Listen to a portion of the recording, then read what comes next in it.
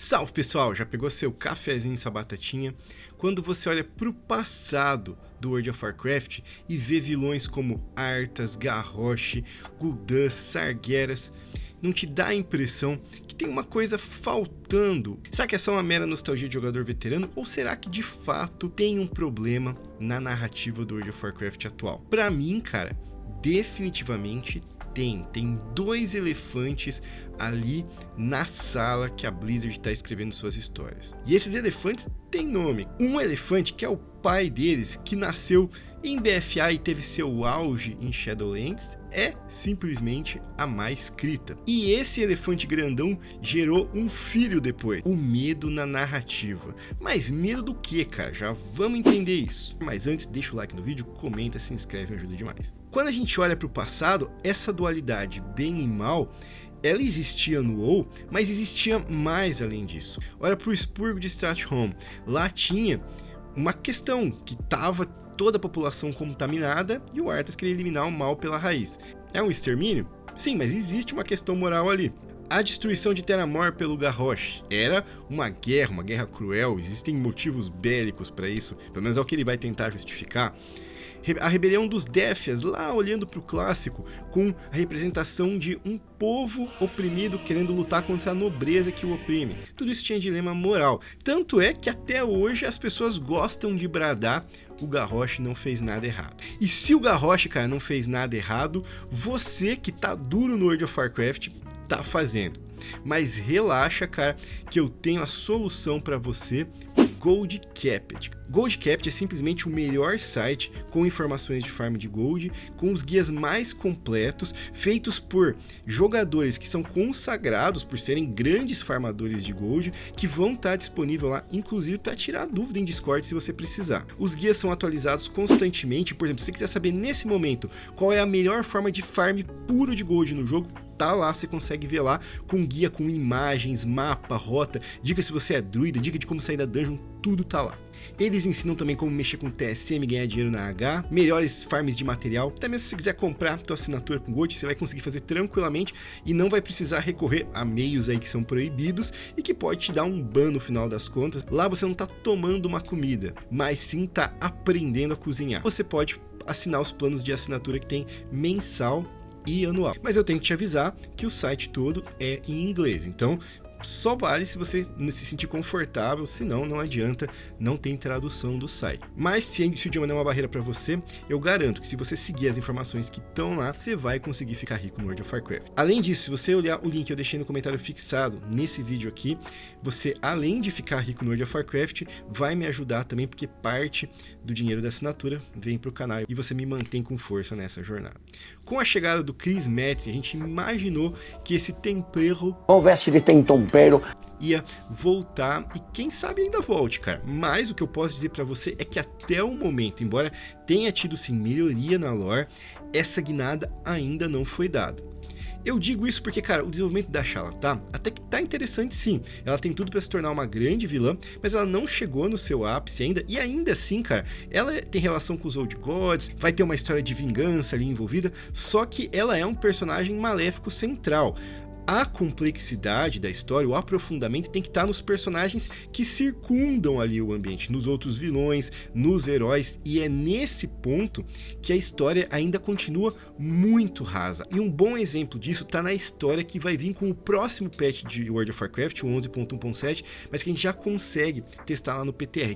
Basicamente, no patch 11.1.7 vai ter uma campanha extra em que a gente vai para o Planalto Aralt com a Faerin resolver as tensões que se concentram por lá e também para que a Faerin tenha para rememorar o seu antepassado, ou seja, sua linhagem com o rei Lothar e os habitantes ali de Stormgrad, os chamados Filhos de Lothar. Essa tensão se desenvolve basicamente sobre o seguinte contexto, o que é muito bom, cara, e tinha ali um potencial para Blizzard e numa história foda, cara, que é o seguinte: a população que mora ali tá decepcionada com a aliança porque eles investiram seus recursos na guerra ali em Dornogal e lá tá meio abandonado, à mercê de bandidos, da pobreza e da ameaça dos Trolls Amanes. Além de tudo isso, aumentando a tensão ali na área entre a Horda e a Aliança, associado a extremistas de uma nova facção que tá surgindo chamada Aurora Vermelha, liderada pela sobrinha do Nanamata Troll, que tá presa, inclusive. Toda essa história você precisa de um audiobook, não tá no jogo, que é um problema que as pessoas às vezes relatam no World of Warcraft. Mas enfim, todo esse contexto faz daquilo lá um fervor pra uma história foda. Pobreza, ressentimento, culpa, arrogância, a indiferença da aliança, nossos iguais se aproximando cada vez mais de extremismos e a nossa grandeza em querer salvar Azeroth, trazendo problema para a nossa população. Pois é, mas a Blizzard pisa no freio. Porque a Blizzard de hoje parece que tem medo. Logo nós descobrimos que nossa grandiosa aliança não é o problema. Na verdade, os bandidos estão interceptando os recursos que nós estamos enviando, mas nós estamos fazendo nosso papel. Ou seja, nós não podemos errar. A aliança não pode errar. A Horda hoje não pode errar. Todo mundo tem as cicatrizes do passado que os veteranos ficam memorando e querem evitar. Eles olham para o passado com desprezo. E isso é muito, mas muito evidente em toda a frase dos veteranos que aparecem ali nessa campanha. Mas não nessa campanha, cara. No WoW como um todo. Pós-Dragonflight, todo um veterano que você vai conversar, ele é um senhor da razão. Ele tem falas sábias, inteligentes, ele é moderado, tolerável e é uma fonte de sabedoria. E nessa região nós temos o Danaf, Matatrol e o Ertrig. E é basicamente esse clichê que já vem se repetindo toda hora no WoW, dos dois veteranos contendo as juventudes, porque eles já vivenciaram muito e sabem os terrores da guerra. Como vocês são fodas. Você que é foda. Vai lá conversar com o Trau, é a mesma coisa. Ele é um cara sábio, que moderado. Vai conversar com a Jaina que já tocou a porra louca tudo. Agora é uma diplomata isentona. Once before, you and I stood side by side. Horde, Alliance. We've come to this crossroad again and again, Jaina. Já os jovens, cara, a juventude do World of Warcraft, ou é 8 ou é 80. Ou é um anjo da luz, sábia, perfeita, que não erra nunca, tipo a Faerin Lothar, que nessa campanha, tudo que ela sabe fazer é falar frases de apoio sem nenhuma importância, e depois receber todo o crédito por isso, sendo que nós aqui matamos todo mundo. Ou então é um extremista radical, com a Marran, ou um vilão patético, José o Iluminado. É isso mesmo, José o Iluminado. Um dos personagens mais podres que você pode ver nesse jogo, você vai ter o desprazer de conhecer no 11.1.7. Só que não é só a covardia narrativa que é o problema, a escrita também vem sendo, e algumas incoerências são encontradas na história aqui. Você basicamente vai enfrentar nessa história a Marran, que é a sobrinha do Danat, e ela tá presa devido a crimes que ela cometeu. Basicamente, ela tá dentro da prisão conspirando ali contra a Aliança e a Horda, através dos seus fanáticos que estão soltos disseminando a palavra dela, entre eles o José o Iluminado, e além disso, as ideias dos caras que seguem ela são ideias de supremacismo racial. Sim, lá só humano que presta. Ela odeia elfo, anão, orc, qualquer outra coisa. Além disso, ela, além de ter os fanáticos, a Aurora Rubra, ela também se alia aos Delphias, que são uma facção que surgiu como bandidos que eram explorados pela nobreza contra a nobreza. Só que agora estão lambendo o bode do nobre, cara, porque ela é a nobreza, ela é descendente de um nobre, da Nath Matatrol. Tudo isso enquanto nós temos a grande Faerin ali falando frases inspiratórias ali que me deixam a gente muito inspirado. Mas basicamente, cara, onde tá a incoerência aqui? Primeiro, cara, não tem raiz na história daquela região de esse supremacismo racial, parece uma coisa meio forçada, porque Strong foi formada com a ajuda principalmente dos elfos. Houve uma troca ali em resposta aos ataques dos Amanes, em que os elfos ensinaram a magia arcana para eles, enquanto eles ajudaram no combate contra os Armanos com força bruta. Então é incoerente isso, assim, é uma coisa que apareceu agora.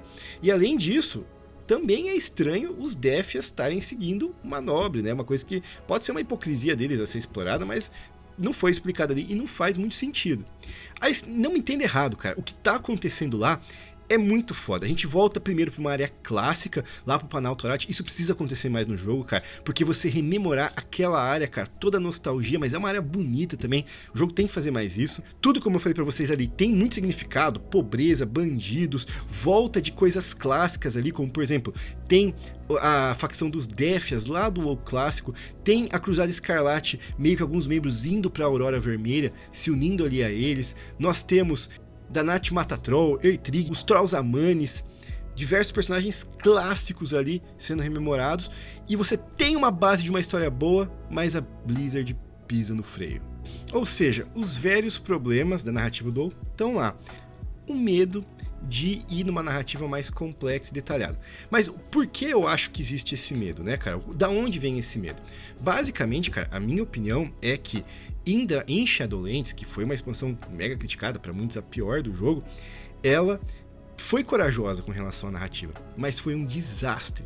As ações que eles tentaram colocar em Shadowlands trouxe problema para toda a lore do jogo.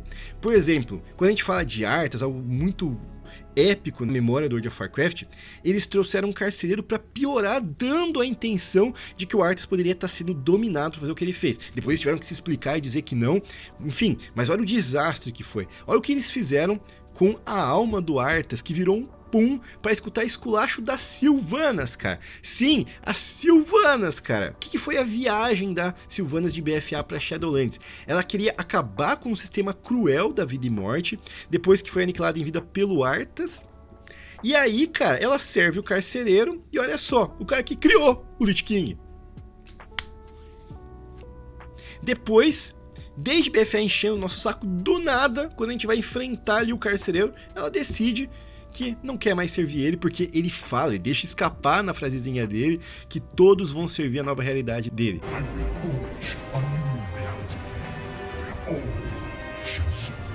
Aí ela manda o famigerado I will never serve.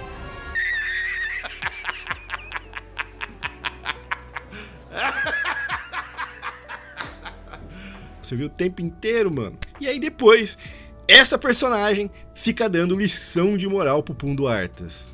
Essa personagem. O nosso Thanos da Shopee, cara, ele queria resolver a realidade que ele considerava injusto. Legal. Vai criar outra realidade. Mas ele deixa escapar que todos vão servir ele. Bela realidade. Você quer acabar com um sistema injusto sendo um pau no cu com todo mundo.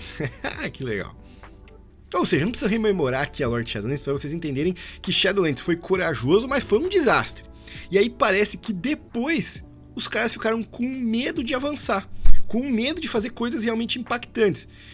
É esse entendimento que tem. E além disso, cara, tem que ser sincero, a gente vive a era do cancelamento, né, cara? Eu acho que isso tá afetando bastante a coragem da Blizzard. A coragem de todas as empresas, na verdade. Cara, não sei se eu vou ser cancelado por falar isso, mas eu sou totalmente averso a essa cultura de cancelamento. Eu tenho meus ideais, sim, e acho que as pessoas que cometem coisas erradas têm que pagar por isso, mas assim, quem tem que condenar a pessoa é a justiça. Sim, a gente tem que ter uma versão, mas tem uma pira hoje em dia que uma pessoa cometeu algo errado, ela tem que ser, tudo que participa dela, que faz parte dela, tem que ser execrado. Às vezes, cara, isso pode ser usado por arma, independentemente do lado da ideologia, isso vira uma arma na mão das pessoas, então eu acho que a gente tem que tomar muito cuidado com esse tipo de coisa, e o efeito colateral disso está sendo no entretenimento, que as empresas que geram entretenimento, elas estão extremamente amedrontadas com isso, e isso gera um problema criativo, inclusive. Bom, é só minha opinião, claro, fica à vontade para discordar. Eu acho que o principal fator da covardia, diríamos assim, na narrativa da Blizzard é o fato de terem errado em BFA e Shadowlands, mais do que essa questão cultural, mas eu acho também que a parte cultural impacta um pouquinho. E esse medo que a Blizzard tá tendo fica muito evidente nos vilões, cara, porque a Blizzard, ela não consegue fazer vilões que a gente possa se interessar por eles, que a gente possa gostar deles. Eles estão evitando isso a qualquer custo. Por exemplo, muita gente gostava do Garrosh, gosta até hoje, do Arthas. Os vilões agora parecem que que são feitos para serem detestados, para não correr o risco de fazer um vilão que a gente simpatize com ele. Mas, cara, é só um jogo.